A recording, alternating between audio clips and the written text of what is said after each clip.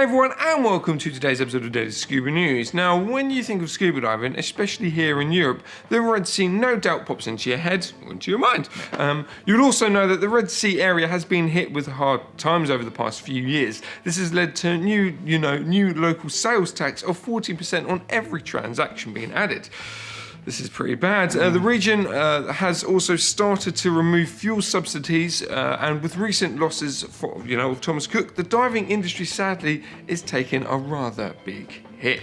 Yeah, so due to these changes and also worries dive tour operators are having to look at their overheads, obviously, and some are changing up the way they do business in the area. So the first to make some changes is the super popular Blue O2. They are now aligning the Red Sea with their other destinations and will only be advertising as boat only, no sort of shore diving, with flights as well as an optional extra. But actually this isn't bad, to be honest with you. In fact, it does mean you now have, as a diver, you have greater flexibility when choosing your flights and also how long you want to stay in Egypt to soak up the local culture.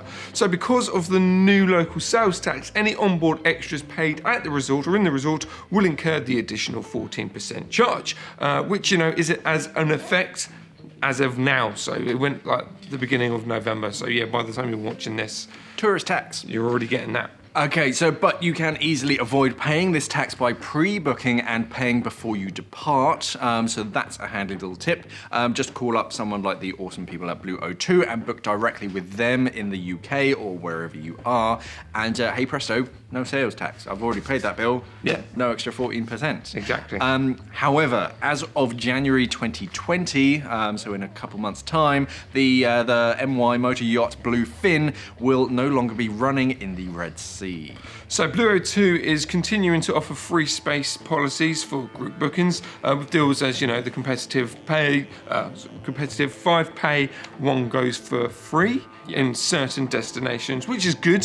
We also need to point out that their loyalty club discount will no longer be applicable to flights or ticket fees. So yeah, it sucks that Blue O2 are having to tighten the reins in a bit, but if it means, they can keep operating, yeah, I'm glad that they're doing it. It's better to do this now than before you're realising it's too late. Yeah, they're just changing things a little bit, making it a bit more modular. And the thing is, you need that one tour operator to start changing, and then others will follow suit, which is exactly what's happening here. So Blue O2 are the first people that are doing this, hence why we're talking about it now. Yeah. They're realising what's happening with the local laws and stuff. Yeah.